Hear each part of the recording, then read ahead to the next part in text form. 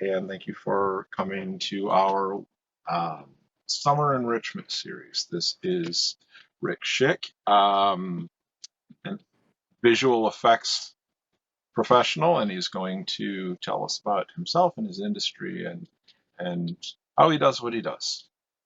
Go ahead, Rick. Thanks. Yep, sounds good. Hey guys. Well, I am a creative director for a visual effects company called Crafty Apes. Um, I've worked in visual effects industry since 1993. Um, I went to high school with Patrick, and what I do, I went to Los Angeles and I got a job working for Roger Corman Studios. Well, not a job, it was an internship. And I worked on the first Fantastic Four movie in 1993. I was a casting assistant, and I just kind of shopped around my art portfolio. I went to school for fine art, and everyone was saying, well, it looks like you have some nice stuff, but once you've done something on a TV show or a movie, let us know, come back to us. So I don't know how you're supposed to get a job when everyone tells you go do it and then come back. But I did eventually just spent like a year and a half pounding the pavement, showing people my portfolio, which back then was an actual physical thing that I would carry with me. And I got a job working on Power Rangers with the second season because it was so popular in the first season, so much larger than they thought it would be, that they needed more artists. And I knew very little about television. This way, does that make it better? That does make it a little bit better. All right, so yep. So there we go. There's my presentation card. So Patrick may or not remember, may or may not remember, I grew up wanting to be Spider-Man. This is in Southern California. We used to swing on these rings at Venice Beach. Just to the right of us was Muscle Beach, where Arnold used to hang out. There I am with the Oscar for Spider-Man 2. Got my start on Power Rangers, which we just talked about. This is the sort of room that I used to work in. This was actually a converted closet, which is why it's as sparse as it is. I just switched to my next picture. Yep. Photos. Okay, so you see like Mojo Jojo on the left? Yep.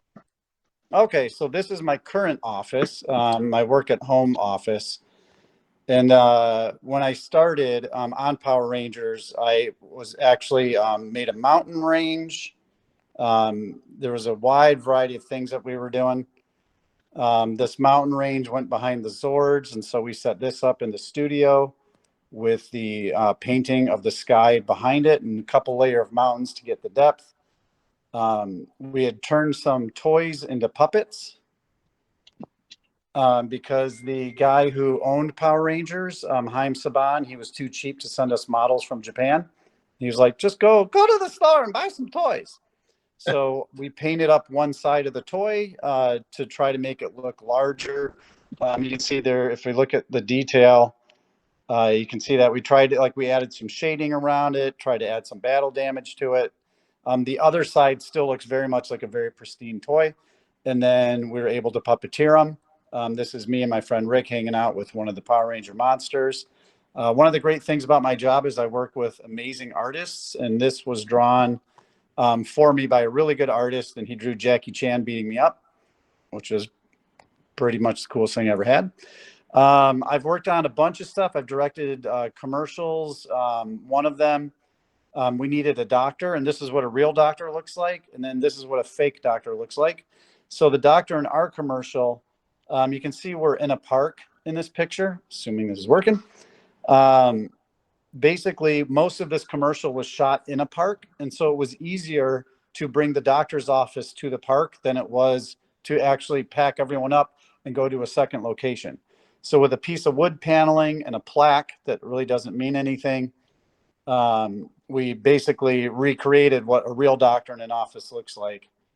In the setting where it made the most sense and was easiest to get what we needed for the shoot.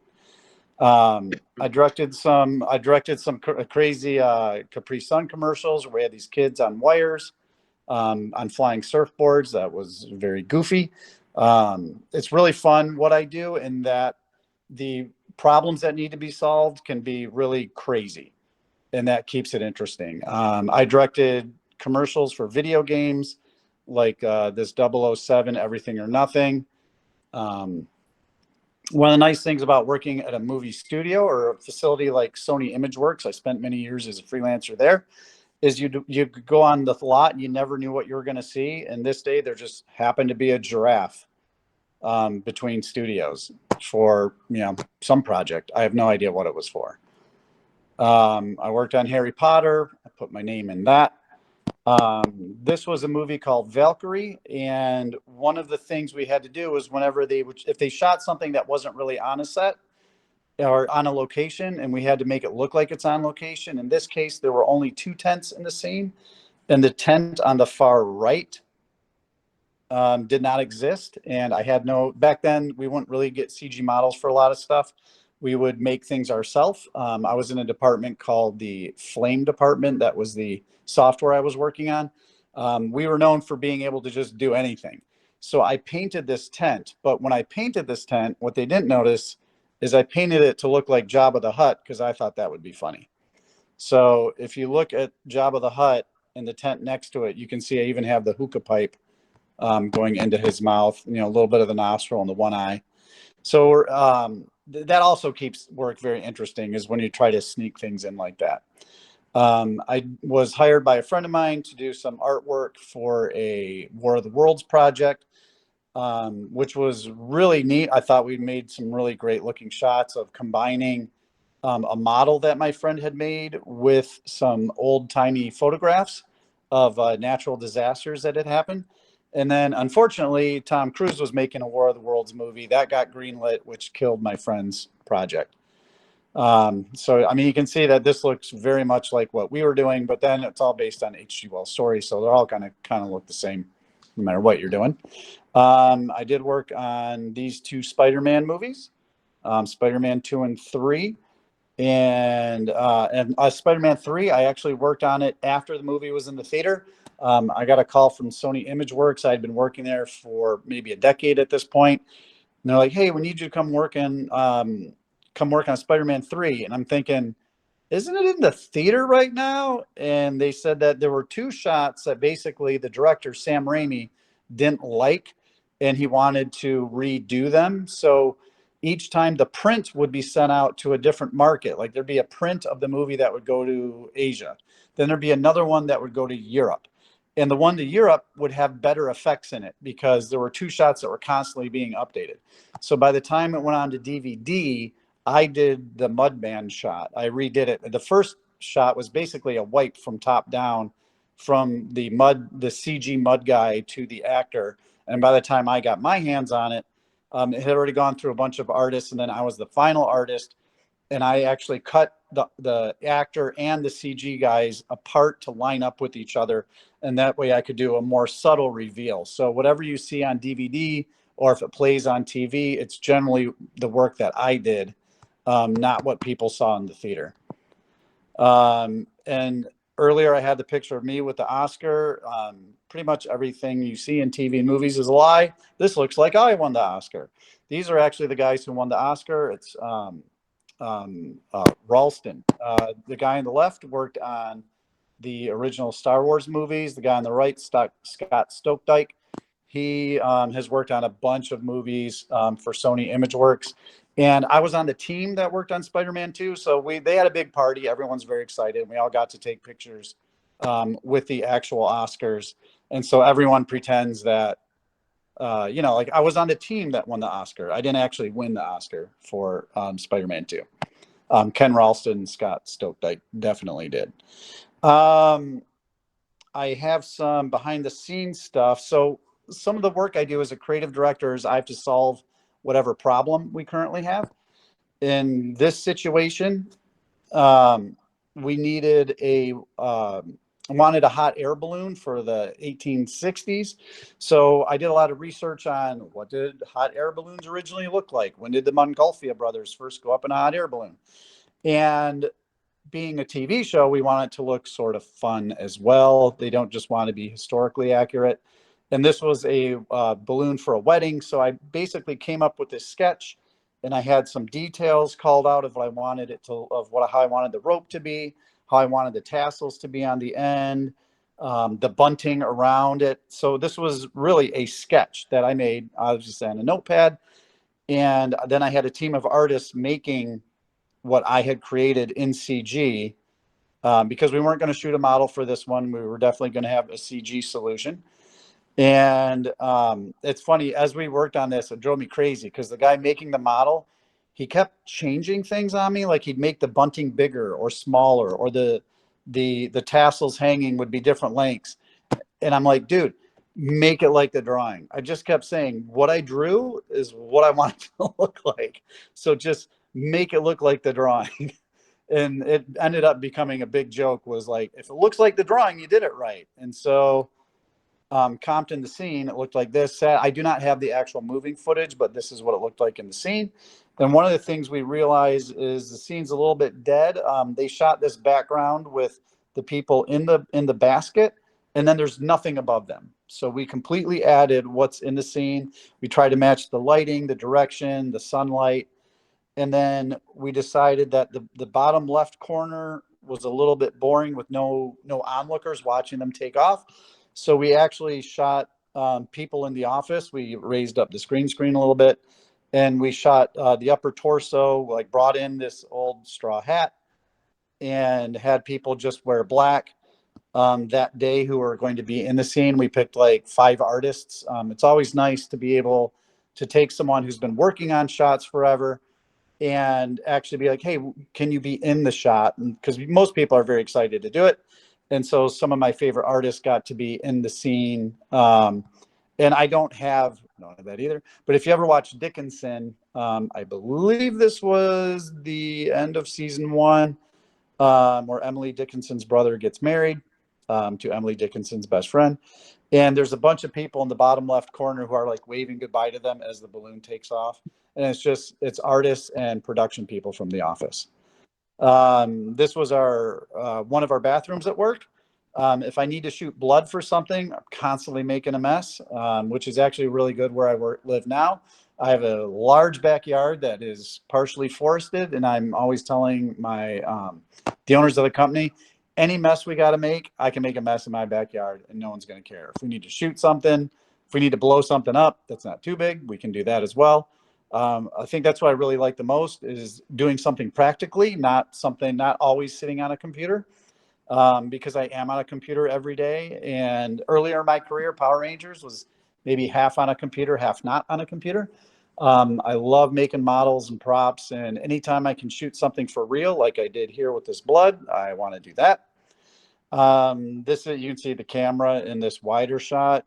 There's just the space over the toilet is the best we could do.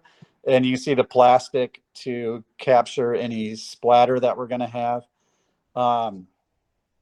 For a TV show on HBO called Betty, we were afforded a lot of creativity where they wanted to have a different intro for each episode. In this one, someone sketched out like a splattery ice cream thing is what they were thinking. And they had shot this, which was a cone with a ball of ice cream that had fallen off of it. And they wanted Betty written out in ice cream. So I took that imagery, I grabbed some ice cream, melted it down so I could get it liquidy, and then I splatted it out on the ground and basically wrote Betty. So I would get that, I wanted to get the real texture on a ground surface, and then that makes it easier to comp in. I did different versions. I did a messier one that was larger. I think I did 3 or 4 of them. But Betty afforded a lot of creativity, which was really fun. There was one where they wanted graffiti on a wall, so this was the graffiti. And I just made this up based on what was in the scene. This is another shot in our infamous bathroom. This time we're in the shower stall, and I needed candles. This was for Dickinson. They were having a seance. We wanted the candles to have not like they were going to be lit. We needed to shoot real fire because they didn't actually light the candles on set, but we wanted something a little bit magical. So my magicalness in this case, and this is just me making stuff up, is I got some sparklers and some lighter fluid, and I broke off all the sparklery bits.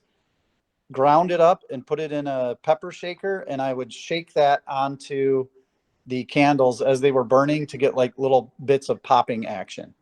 And it was very subtle. It worked very nicely. That's pretty cool. Um, So, yeah, go ahead. so where is that bathroom? Just out of curiosity. This bathroom was one of the bathrooms in our studio in New York City. Okay. Because you seem to have done a lot of work in the bathroom. You know, it's where you can make a mess. It's true. It's true. And that's probably where I have more of the behind the scenes stuff. This is my kitchen. I used to work in LA, and then we moved to Texas, and I tried to work from home in Texas in 2009. I was about 10 years too early for work from home. People did not want to, the studios didn't want to break their pipeline. They wanted me in the studio, and they wanted me leading teams of artists in person. So I had to fly around a lot when I lived in Texas. And then we moved to New Jersey because I was married and my wife is from New Jersey. And she's like, I want to move home. I'm like, oh, okay. I think I'm the only person to ever move from Texas to New Jersey. Just proves how much I love my wife. But while I was in New Jersey, so this was my kitchen. I needed for that show, Betty. They wanted to have handwriting write out Betty on screen. And so I'm immediately thinking, well, I can write Betty in cursive. But the problem is I need to capture it separately from whatever I'm writing it on. So my idea was to take this piece of glass and I taped it to the stand to get it upright. And then I put a piece of paper on it, lit it from behind, and you can see all this, these plates with black ink on them. From the other direction with the paper on it, I have a nice flat white surface. I have my phone set up to record it. I've done a lot of recording of elements using my phone. Here you can see the phone isn't set up yet. And then basically I wrote Betty. I lit it from behind, and you can see that there's a shadow from my stylus, from my paintbrush. So I had to relight it in a second take. And basically, since I'm recording this from behind, I'm writing it backwards. So what I did is I took the way that they usually write Betty, and I very lightly drew it out in pencil backwards, and then I would use that as my guide to paint. So this, I think, is a take where that I used where the Betty, the lighting is flatter. There's much less shadow from my my paintbrush. So those are the kind of issues that I have to deal with as I'm shooting live elements. Like, how is this actually working? Is it working? Is it not working? And part of it was getting drips. Like I did heavier versions because we wanted the paint to drip as well. And a lot of times you would do a CG element, or people would want to do a computer graphic or a computer, an image like this generated in the computer. Because of my background of doing things practically for Power Rangers and other kids shows, Saban shows back then, we did a lot of sculpting, live action puppetry, a lot of props that we were making, a lot of stop motion, live action puppets. It would, my hammer in my tool case is always, can I do this for real? What are we doing? And can I possibly do it for real? This is what the Betty ended up looking like. We added a color to it. We keyed it out, which was cutting it out from the black from the white background. We're able to push the whites to whiter, the blacks to blacker, and then basically reveal this like wash of purpley color with that painting action. I was super proud of this. I thought that this worked out really well. And I was like, look how ingenious I am. I drew it backwards. Like, I was very impressed with myself. This is more of a typical shot where we have people in a car on a blue screen. Car's supposed to be driving down the road, and it really isn't. In this case, this was not my show, but the show I was, when I work on a show as a supervisor, I'll have a team of artists. Someone else in the office will have a team of artists. Someone else will have a team of artists. So there's different shows going on at the same time. Sometimes it's a movie, sometimes it's a TV show. And in this case, I was kind of light on work, and so I helped out. And basically, they needed a windshield. They wanted to replace the windshield. And so we're able to use, this is what it looks like in the computer that I use. This is a little bit of a 3D world. And you can see I basically made a windshield plane that I would then project reflections onto. And all this there's a camera that can move around in this 3D world that lines up with the real world camera. And so the reflections would stick to the windshield and look correct. This is, you can see, this is like a two-part view where you can see the plate. Oh, there's the red is a mat around where inside there is where I'm going to put the windshield. And then here you can see the windshield with some other planes. There's a plane for the steering wheel. I'm going to replace the steering wheel. There's a plane for the antenna. I'm going to replace the antenna. So basically rebuilt parts of the car that weren't working right. And this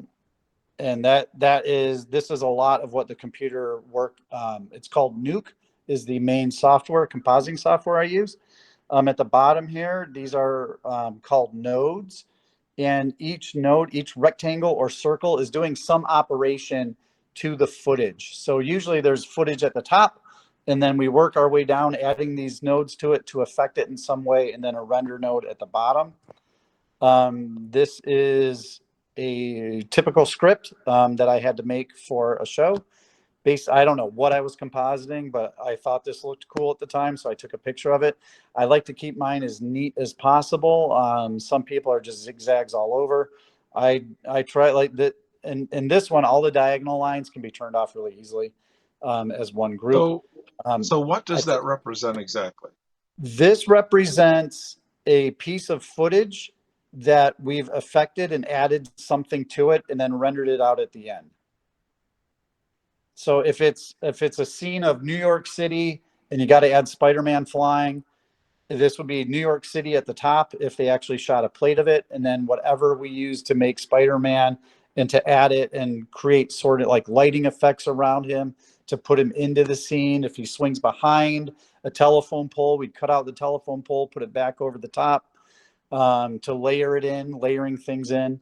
This might have been levels of snow. I'm thinking that I had to add snow to a scene. And so these might represent different versions of snow, because a lot of times clients don't know what they want until you show it to them. So we'll do 5 versions of these are different amounts of snow before we put it on 40 shots. Let's do it on 1, dial it in and see what you guys like. And then that gives us something to go from. This represents one of the the same questions thing. in the Yes. chat is Oh, is a cool. script analogous to creating a program? Not creating a program, but using a program. So I would say the program's already written. The script can actually be, it can be represented all in text as well. So instead of writing out text, we're moving nodes around that represent text, and the text would be operations that happen to whatever the imagery is that's been inputted at the very top. So I would say this is more of a, well, I guess it's a script. It's not a program. It's a script being run by a program, if that makes sense. This is a blue Turaco. A show I worked on needed a dead blue Turaco, which is a very rare African bird. And they didn't have money. They didn't want to spend $80,000 on a CG bird. So we were going to do it for real. And I was actually originally thinking, I'm going to take a pheasant that's recently been killed and turn it into a blue Turaco and shoot it in my backyard where I can make a mess. And instead, someone in the office actually found a taxidermy blue Turaco. And I thought, well, it's going to be easier to make a stuffed blue Turaco look dead than make a pheasant look like a blue Turaco. So we went with this route, and then this video is that same bird where I've softened it up. I've resculpted, I've opened the mouth because the mouth was glued shut. I sculpted a tongue, painted it, put it in to hold the beak open a little bit. There were fake eyes and eyelids, and I resculpted the eyelids. I dulled down the eyes. The chest was a from the neck down, the bird had been cut and then sewed back up. And so I basically softened the neck to get it loose so that I could move it a little bit. When I touched it with the stick, which is the action they needed, it was supposed to be some kids are kind of poking this bird in some dirt. And let's see, so I had to unstitch the chest, and then I dug out some of the styrofoam. They had a styrofoam form inside. I loosened up the wings so that they would kind of hang. And instead of doing CG, which would have cost a bunch more, I was able to do this for maybe a fifth of the cost, and once again, just shoot it in my backyard. Um, and the funny thing is, blue Taracos are rather large, and they didn't know that when they wrote the script. So where the blue Taraco needed to be in the show, it needed to be about the size of a chicken, and it's more the size of a pheasant. So I these rocks around here, I picked them out from the street specifically because I thought they would scale down well to look like smaller bits of gravel. And I even used a really big stick to represent the stick that the kid who's poking the bird, that the scale would be correct so that when I shrank it all down, the stick would look the appropriate size. Um, let's see, this is, yeah, so like in different shots of this, they wanted the kid poking the head, kind of digging in the hole where apparently the bird had been shot, pushing the wing. And since this was not CG and I was shooting it live and I was my own crew, I didn't have anyone else helping me, just doing it myself. I wanted to shoot it and get a sign off from the client before I added blood to the chest, because clients like to change everything. And when you shoot something for real, it's hard to change it. So I wanted to make sure that they bought off on this bird before I ruined the feathers by adding blood to it. So this is part of my backyard. I've actually, based on the plate that this was going into, I've angled the bird in the camera. I had the right time of day to get the shadows in the right place. If I was reshooting it, I would move the camera and move the bird to make sure the shadows stayed going the same direction. You can see this stick is actually rather large, and it's supposed to be just like a small stick in like a young man's hand, or a young guy who's, I don't know, maybe he's like 12 or something. This is my fake blood. I usually have lots of that around because I need it for Halloween anyway. And you can see here I've added it to the wound at this point to shoot the bird. This is really fun for me. The clients had commissioned someone to make a bird, and the bird that the person made was on top. And when they saw it, they're like, "This is a joke, right? You gotta be kidding me. This looks like a Muppet." And being someone who loves Muppets, I'm like, don't disparage my Muppets. But for what they needed it to be, yeah, it's horrible. And so I made a little comparison video to show how my bird reacts to being touched and how it looks dead versus this hard as a rock bird covered in feathers. This is the computer setup that I sit at every day. The only difference is my notebook on the left. I moved that over to the right. My notebook is replaced with a laptop from work for communicating with my office. This is another shoot I did where I needed someone who's reaching into a stovetop and their fingers are like they're picking up a kettle from underneath, and the flame's supposed to be on. Of course, they're not going to have the flame on when the actor's doing it. So I have to think about, okay, if someone's going to touch this, touch a flame, what's it going to be like? And so my initial idea was to disrupt the flames with a straw, which is what we ended up using. I also happen to have a fake prosthetic hand. So I did put the hand in the fire to see what that would look like. And it just, even though it's more realistic because this is what happens when a hand goes in, I blew it at the same time in this take. I knew that it wasn't going to be enough, that they're going to want to see something changing. So a lot of times it's not what's real that I'm going for. It's what's the client going to buy, what's going to tell the story, not how is this, how would it really, what would really happen? What would really happen is the skin would just start to burn a little bit and the flames would barely be displaced. But like I said, I knew they wouldn't want that. This was funny for this movie, our TV show, Outer Range. Thanos here was wearing the wrong shirt on a certain day. So they actually sent me the shirt and I had my son wear the shirt. And then I shot him outside wearing a hat to try to get the same sort of shadows on him. I tried to pick the same time of day, a little bit overcast, where I shot him. And then I just shot him from different angles for different scenes or different shots where we were going to have to, in 2 dimensions, basically attach this shirt over the shirt that was in the shot where he was wearing it. Now, unfortunately for all of these present day, this is all recent work. I don't actually have the I don't have the afters. I don't have the afters to show.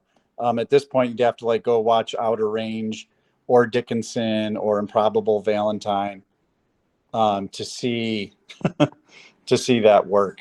How do I do me again? Am That's I here? awesome. Here I am. There we go. Um, yeah. It certainly So seems like an entertaining job if you like to if you like to play around and experiment, right? yeah, yeah. That's I mean that's what keeps it fresh is the problem solving. I don't know what the problem's going to be. You know, the problem can always be something different, and I guess when with with present day movies or TV shows, unfortunately, a lot of times the problem is, hey, we got to put a screen in this phone, and everyone gets bored of those very quickly. I tend to like period pieces better before everyone had cell phones because then that's not an issue. That's where it can get very tedious. And sometimes if a project is really big and we have, 105 shots of the same thing, then it's, you've solved the problem once. Now you need to adjust it a little bit 104 more times. That can get tedious. A lot of times clients not knowing what they want is annoying. You have to interpret what they're asking for because a lot of times they don't know what they're asking for. I think one of the favorite things that stuck in my head that a client said to me once was, and this was after we gave him exactly what he was asking for. He said, "I'm sorry if I gave you the impression I wanted you to give me what I asked for." And I was like, wow, like that's not annoying at all because that's exactly what happened. And he actually acknowledged it. A lot of clients want to say, well, no, that's not really what I was saying, or that's, yeah, you just didn't get it right. But to actually acknowledge that, yes, you gave me what I wanted, and now I realize what I wanted or what I said isn't what I really wanted. It was really nice. It was a very nice moment, and that's totally stuck with me. So there is a lot of trying to interpret what someone else is asking for. It's funny to me because people like that, they call them the creatives when they're making the show. I tend to call them the critics because I feel like if they were creative, they'd know what they're looking for better half the time. Um, but it's also a boon for our industry is people not knowing what they want because I would say even as not too long ago as 10 years ago, you really had to plan well for what you wanted. And if it's a giant movie, you could change your mind. If Sam Raimi, he's a huge director, he's made billions of dollars for Sony. If he changes his mind, he's going to get what he wants. And then they bring in people like me who could fix whatever they shot incorrectly or whatever they didn't shoot. For Oz, the Great and Powerful, he thought of some funny lines later after they were done shooting, and then I had to make the actors say these lines. Um, and there was no plan for that, but it was just Sam's got a lot. Sam's made us a lot of money. He knows what he's doing. We're gonna let him change the actors' lines afterward. Um, but in the same respect that can be annoying, that also means we'll always have work because people frequently now will not really. They'll shoot what they're shooting gives them an idea of what they eventually want. And now when they're editing and putting something together, that used to be the last step. Now when they're editing and putting something together, they can say, you know what? Let's spend $10,000 and redo this shot from a slightly different angle because we can cut everything apart and remap it onto a new 3D environment, and we can get that new angle, or if they build a green screen for a certain height and the camera's going to be aiming at that certain height, and then suddenly the director's like, well, no, I want the camera looking up, and no one built anything up there, and you're just looking at the studio lights. Then you're suddenly remaking, Will Smith's head because there's lights passing around and through his head, and the light bloom is eating away at his head. So suddenly we're patching Will Smith's head because the director at the last second changed his mind. There's not a lot you can do for that other than what we like to call brute force compositing. Compositing is putting layers of film together. And if a lot of us, if we just have to animate it like a 2D movie, but we're doing it for a live action show, that's just what we have to do sometimes. And as Um, a creative director, I don't do a yeah. lot of the effects anymore. I direct teams that are doing the effects. So I do a lot of management nowadays. So, questions. Does anybody have any questions about anything that you've seen so far? Or comments about things that Mhm. you thought were cool, or um, what something was for? Julia. So I noticed that a few of your jobs you had to do were a little bit gruesome. So was there anything that was a little bit too gruesome for you? You know what? No, there really hasn't been. Growing up in the '80s and going to movies like Nightmare on Elm Street, I was fascinated as a teenager. I was fascinated with how they did the effects. Evil Dead, I was just like, you gotta be kidding me. This is so cool. I was always into how did they do that? How did they make that look real? So that really has not been a problem for me. Now I'm not as interested in it as I used to be. Now I can do, and actually, a side effect of that is if I if I hurt myself in some way, or if someone I know gets hurt, I'm always like, get some pictures for reference for me. No. I got clotheslined out in the woods on my three-wheeler where a vine like ripped my neck and pulled me off, and I was bleeding out of my ear, and I like came in, my wife's like, ah! And I'm like, get some pictures before we go to the urgent care because I want to preserve this moment. So yeah, so that really has not bothered me. Okay. I guess, and just knowing it's fake, it hasn't bothered me. Like I just watched a documentary about World War I, and that bothers me incredibly. Like that was hard to watch because I know it was real people really suffering, but when it's actors just pretending, it doesn't do anything to me. One of the questions, we have a lot of kids who are good Sure. at art. Would you recommend an art foundation like art school, or be a self-taught artist and focus on technology? You know what? It all depends. Like my daughter is a fabulous artist, much better illustrator than I am. And she was that way from day one. And she still went to college just because we thought the social experience of college would be good for her. I had said to my wife, like when she graduated high school, I'm like, she could just start in the industry if she wanted to. But she needed to be around people her age more. So I'd say it depends on the person. If you do have a strong art background, you can just start applying for jobs. I do know that one of the things I would say, be careful if you go to school for something like this, be careful of, or like try to investigate your teachers, because a lot of people who couldn't hack it in the business became teachers because they weren't getting jobs compositing. And so I'd be like, oh my gosh, this guy's a professor at a college? You got to be kidding me. Because he couldn't finish a shot when I knew him. But then there are other instructors at colleges who have just they've sort of retired and become teachers. So it's like good to see, did the teacher that I have do anything in the industry before they became a teacher?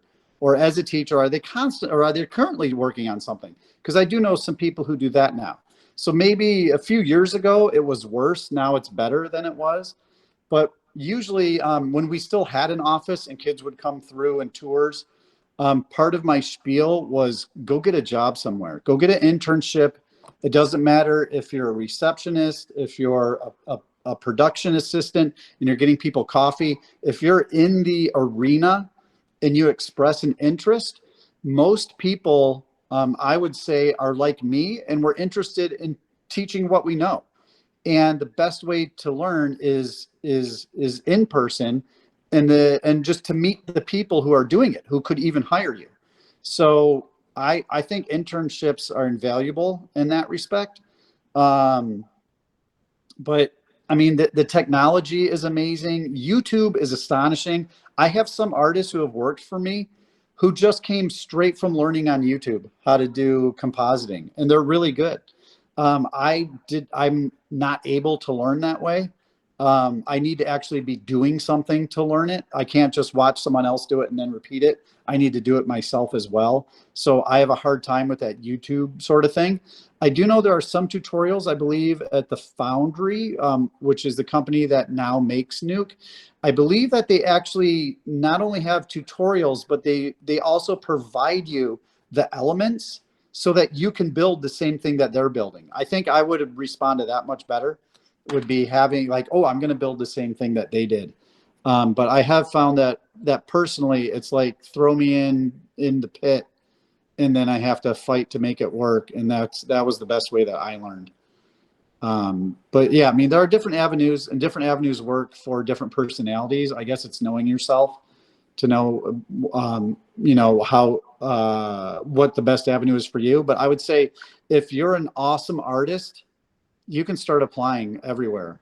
Like LinkedIn has things all the time. My wife right now, my daughter's just graduated college with a 3D animation major. And my wife is finding her job applications all day long. So I don't know, talk to my wife, maybe she could find some job leads for you.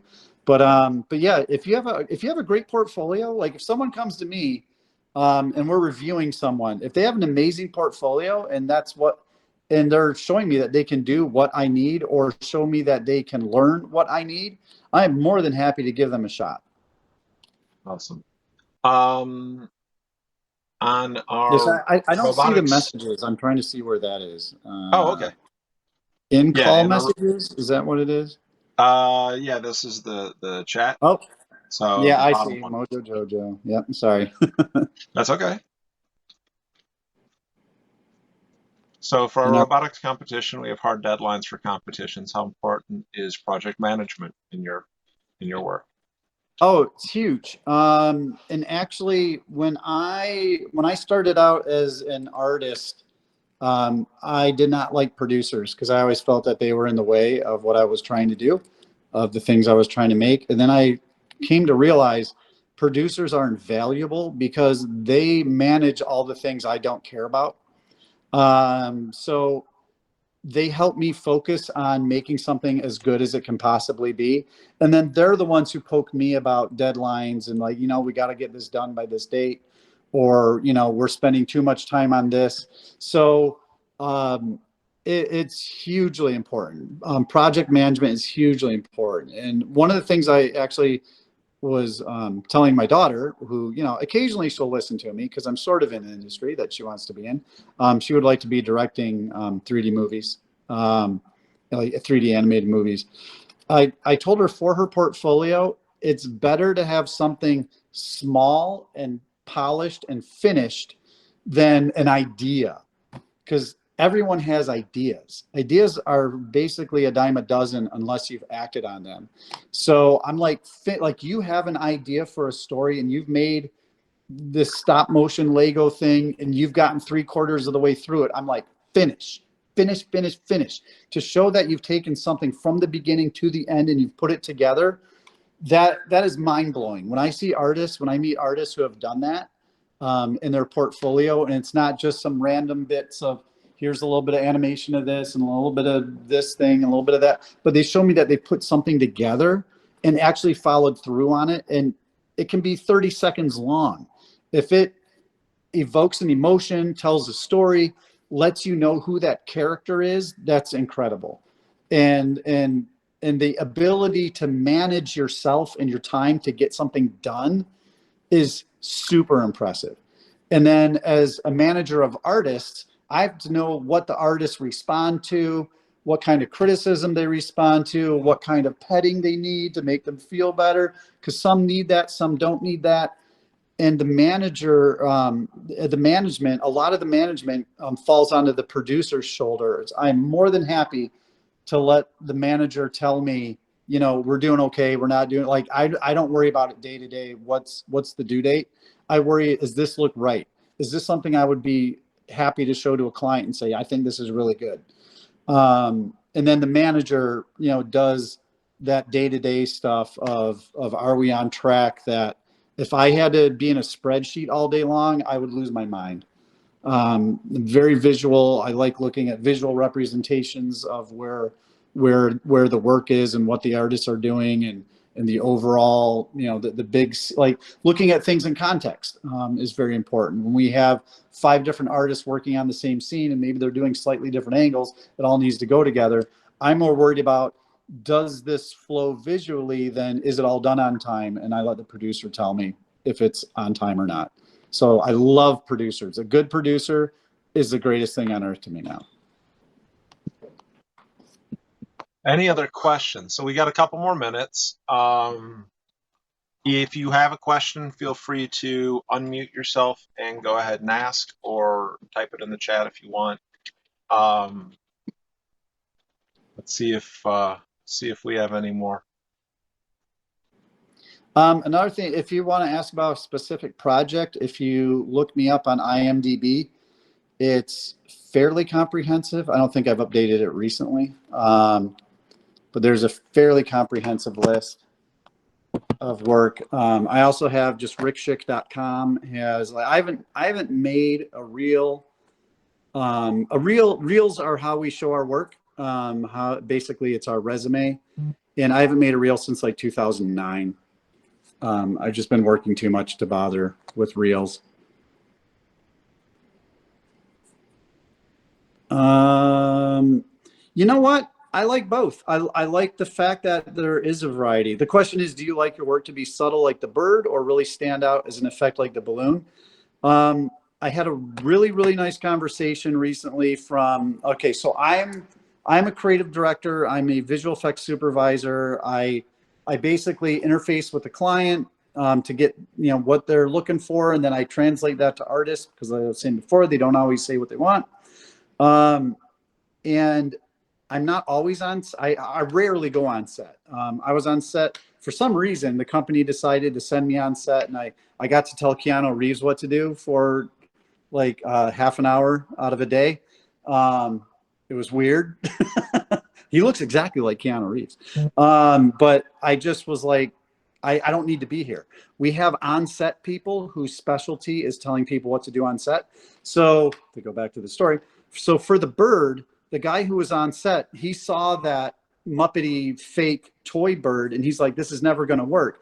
He was there when they shot the plates that I was going to put the real bird into, and he had no idea how we were going to solve the problem. And he called me like 4 months later, and he was like, I watched that show, and that bird, he said, I know what was on set. I know it wasn't there. That is one of the greatest effects I've seen.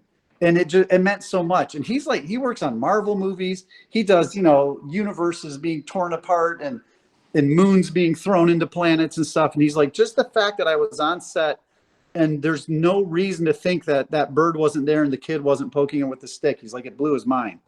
And that was so nice to hear. So like that kind of subtle work, we call it invisible effects, when you don't even think that there's an effect, like, and no one notices. That's super cool. But then the balloon, which, their production doesn't have money to make a big balloon. It's a lot of fun.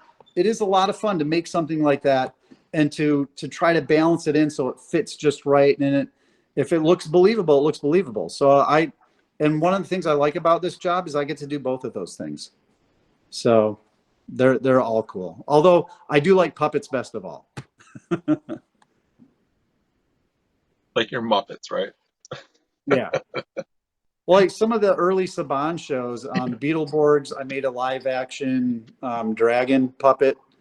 The Zords themselves turning toys into puppets, that's really cool. Doing stop motion animation, like one of my heroes, Ray Harryhausen, like just to be doing the same sort of work that someone else did that you really enjoyed their work. It's really cool. We are coming up on time. Huh? Okay. I was gonna say, I've got the blue Tarako right here. That's great. I put him back on his perch, but he has the hole from when he was supposed to be shot, and his mouth is permanently open, and his eyelids are kind of droopy. He's still he's a little rougher than he was when you got him. Yep. I gotta set him down. Nice. Does anybody else have any other questions before we wrap up here? All right. Well, thank you very much, Rick. I really, really appreciate you taking the time. Like I said, we're going to, um, I'm going to take this and put it on YouTube so that the kids who weren't available are able to watch it and enjoy it. I Awesome. think this was great, and I really appreciate it. Thank you. Cool. Yeah, you bet. Like to say, that's lunch. I can go eat lunch. Wonderful. Thank you all very much for attending. Yeah, Hopefully thanks we'll for see you all coming. next Thanks week. for coming, everybody. Thank you. Thank you. Thanks. Take care.